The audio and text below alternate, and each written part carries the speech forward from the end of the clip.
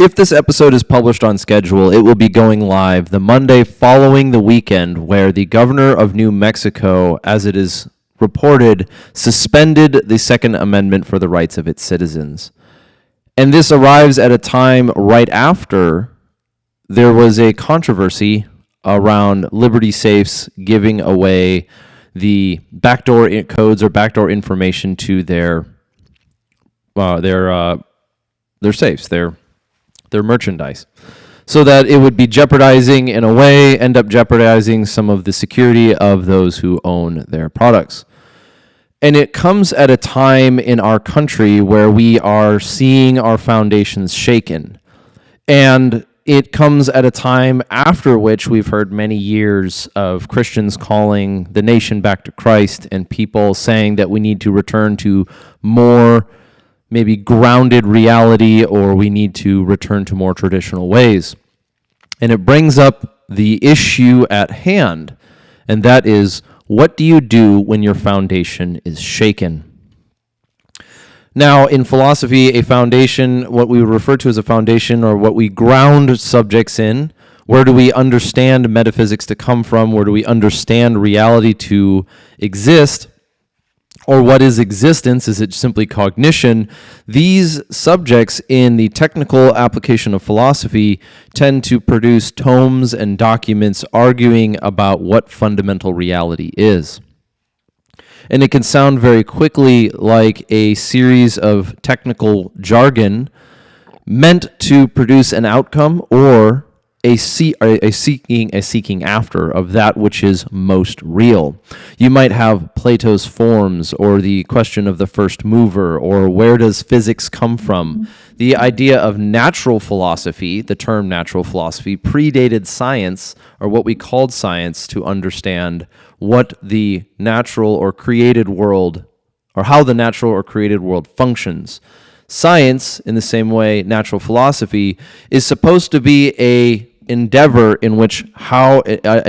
to try to understand how the universe functions. But what we've realized and what we're encountering with, say, the governor of New Mexico deciding that her citizens, by executive order, no longer can carry their firearms by either concealed or public. Well, as they can, but there will be repercussions, or there will be let's call it a jailing. There is a thing that feels betrayed in us, that our government no longer is functioning in our best interest. But we would be fooling ourselves if we were to say that this is the first time. In fact, if you go through Twitter and you go through the history of the internet, it is not an anomaly to hear people say things like, did you actually ever trust the government? Or don't you know that the government can't be trusted? Haven't you heard of MK Ultra or Waco or any event or series of events or series of documents or series of explanations arguing that the government is not trustworthy? And if we were to want to have a long conversation about theories, conspiracies, and decisions that were made by unelected bureaucrats that affected our lives, we would be having an entirely different conversation than this one. Because, as it stands, the question arisen is, if you had put your trust in government, what then follows? If you no longer can trust your government, then what do we do?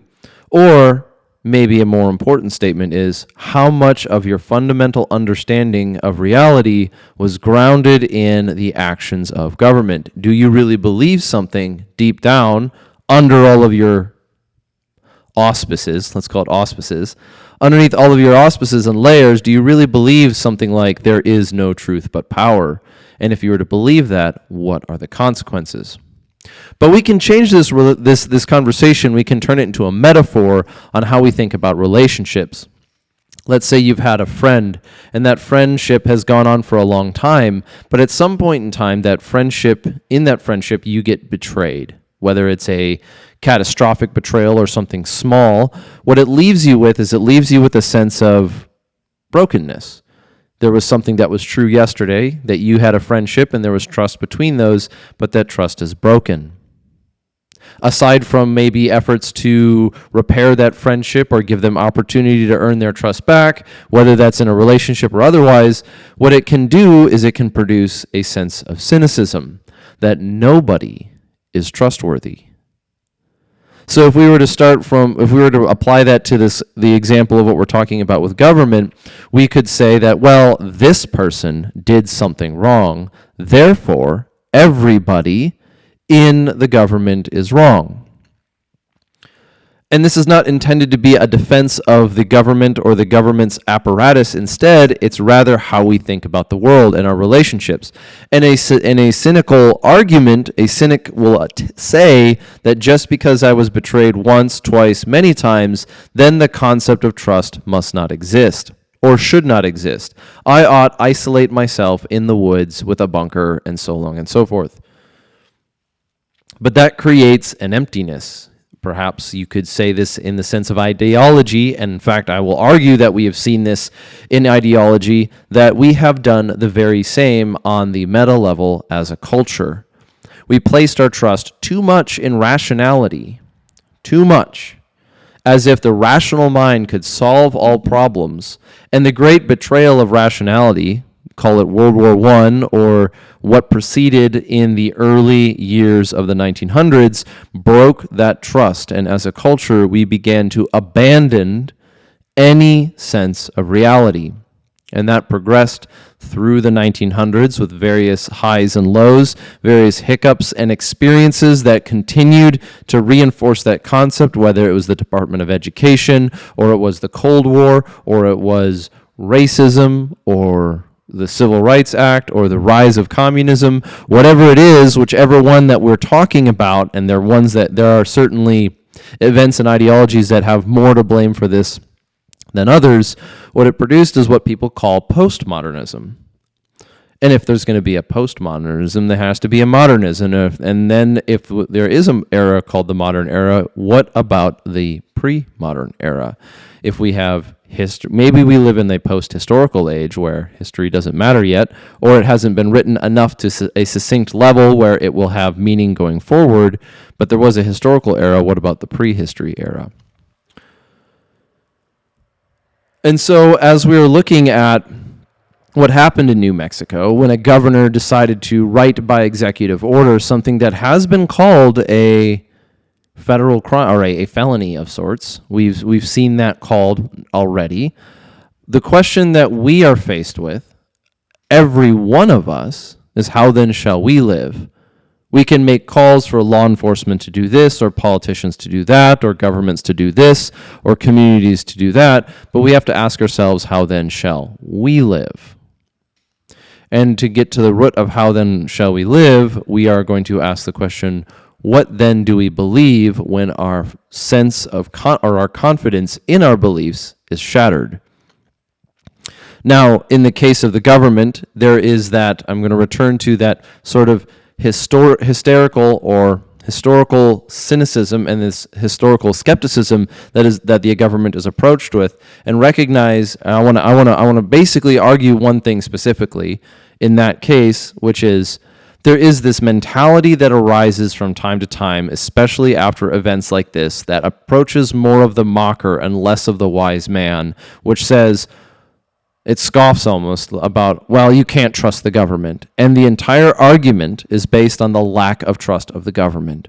And it creates a worldview. It builds a metaphysic almost around this idea that doubt is the first reality. Doubt is the foundation of philosophy. It is the foundation of one's worldview. The only thing that we know is that we can't know anything at all. There is no such thing as observation. Don't trust your lying eyes.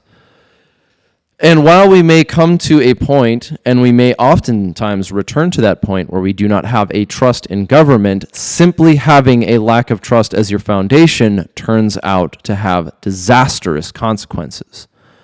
It may be the case that you trusted the wrong people, or you built your worldview's foundations on the wrong ideas.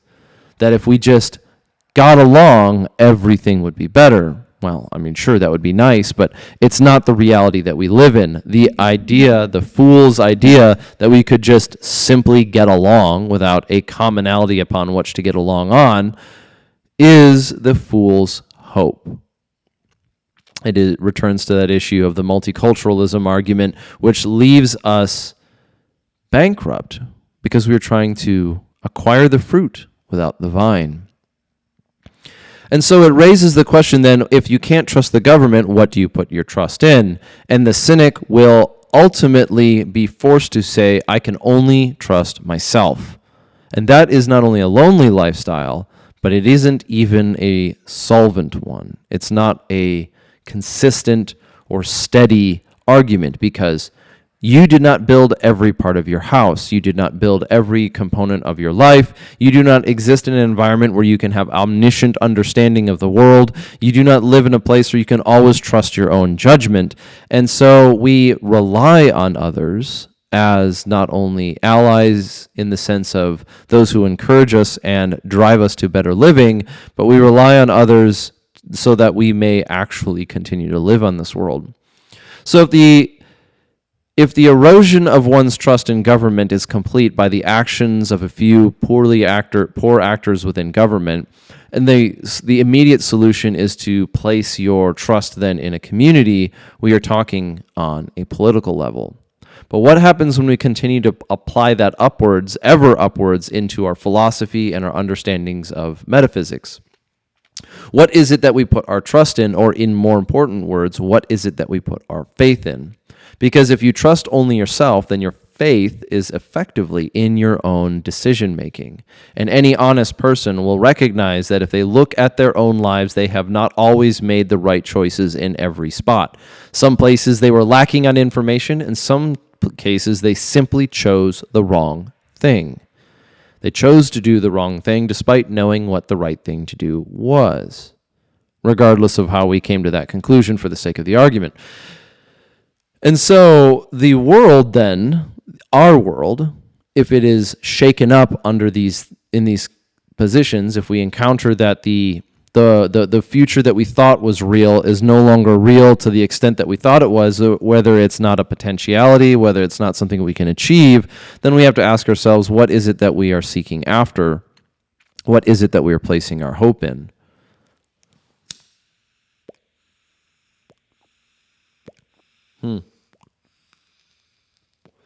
And it comes to pass that even when we place our hope in the wrong categories, it feels quite a bit better than having no hope at all. But setting your hope on things that are setting your foundation on sand does not make the house stand. In fact, it might be there for a while, but when the storms of life come crashing in, that house will fall. So if you've built your house on sand, then the question is, what do you do next? And for many people, it appears to be hopeless. They have no direction. We have nothing left in which to build our foundation on, and that is where the call to action arises. As a society, and as individuals in that society, we can choose to place our hope in something. If we place our hope in government, as we experience as we have observed through time, it is like building our entire worldview on the hope or the faith in rationality. And once our rationalism fails us, then we are left with nothing. We are left with a pit of despair.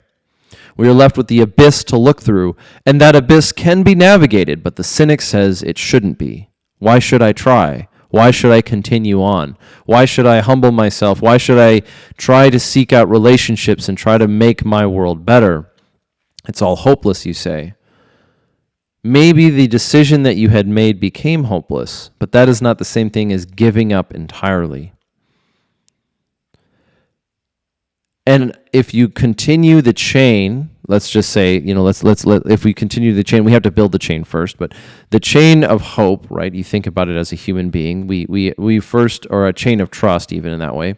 First, we learn to try to trust our senses and be able to test that trust, and then we add other people to the mix to enhance or expand our ability to navigate the world. And then we recognize that people are not not perfect. And so we build systems, whether they are laws and governments, whether they are communities and rules, and then we recognize that those rules are made by man, so they have a fallibility built into them, and we continue going upwards and upwards, trying to improve those systems, which is worth doing. And it is almost our responsibility, not our faith, to continue to try to improve the world around us. And as you continue climbing higher and higher and higher, you can go to governments, you can go to ideas, you can go even higher. Eventually, you're going to have to ask, what is the ultimate thing that you trust? What is the ultimate thing that you say, when I cannot see, this is where I go? And you can choose to put your faith in many things. You can put your faith in a hope for tomorrow, a better future, the universe of the Star Wars coming to pass, or space travel, or science, or whatever you want. But that is the crux of being human, is that one part of being human is that we place our faith in something. An animal that lives by instinct is not afforded the choice of what they place their faith in. But a human is.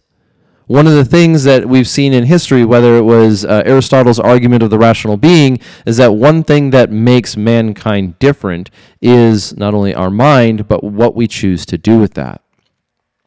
We have the choice to place our faith in something, and from time to time, or throughout our lives, we continually experience that things that we had put our faith in, we no longer can do so. And sometimes that comes across because we are betrayed, and sometimes that comes across because we were naive. And those are not the same thing. They can happen at the same time, but they're not the same thing. And so when the governor of New Mexico decides to, as it's quoted in media, suspend the Constitution for the citizens of Albuquerque, we recognize that there is something higher than the governor that imposes that as a betrayal, or as working against the way things should be. And how we understand what that thing is part of what runs our lives. And we understand that so many of our rights, our ideas of our rights, and our existence and our value as existence not only comes from our ability to choose, which is dependent on a creator that created the option of choice. You have two choices: a creator or determinism. And then that is where we find ourselves at today. If our only hope is a better tomorrow because we can create a better government, we will always be finding ourselves in this place. It doesn't mean that we do not make striving efforts to improve our world and our government, including our law, but we recognize that that is not the thing that we put our hope in. Maybe we put our hope in the thing that grounds our justice, is supposed to ground our justice system, which is some sense of morality, some sense of rights. And then we have to ask ourselves where those rights come from, and ultimately you will find your God at the end of that chain. Whatever it is that grants you your rights, or whatever it is that rights are grounded in, will become or is functioning as your God, in the same way that whatever you understand morality through, or whatever is the ultimate point at your hierarchy of values, is functioning as your God. And so we all worship something. We all do. Do we worship the spirit of progress as touted by characters giving colorful speeches in support of gun control? Or do we place our trust in something that grants us the right to make choice, to exist with one another? Do we have the choice to be voluntarily participatory in our community, or is that participation at the barrel of a gun, real or metaphorical? And that is where we will find ourselves. That is where we find ourselves today, after this sense of betrayal and challenge. But that is not the only time that we will find ourselves in this position. And when we come here, we have to ask, what is it that I put my faith in? What is it that I ultimately trust? And if we take the time to resolve that conflict, because it certainly is uncomfortable, if we take the time, we settle down that sense of knee-jerk reaction to throw out everything, if we settle that spirit of, I don't know, cynical radicalism, I don't even have a word for it anymore. If we settle down that instinctual cynicism and we decide to instead choose what we are focusing on, then we will find something more true to ground our spirit in, ground our heart in, ground our future in. And so that is how I want us to start this week. And I mean, I know I say I want, but that is the exhortation of this Monday, is look into yourself and ask yourself, what is it that you put your faith in? And if you say something like, God, the God of the Old and New Testament, then do so. It may take time, it may take effort, it will cost energy, but that is what we have to build our true foundation on. And from that foundation, we may come to discover that our rights are granted to us by our Creator and cannot be alienated by the actions of man. Only that we live in an environment where it's not always convenient. So with that being said, my exhortation to you today is go forth and conquer. Go forth and engage in what you understand to be right and true, and seek after others so that you may sharpen your iron on them. And as we see the days pass before us, we will remember that our foundation is not simply in this world. With that being the case, and if that is how we are going to close, go forth and conquer, and we will see you soon.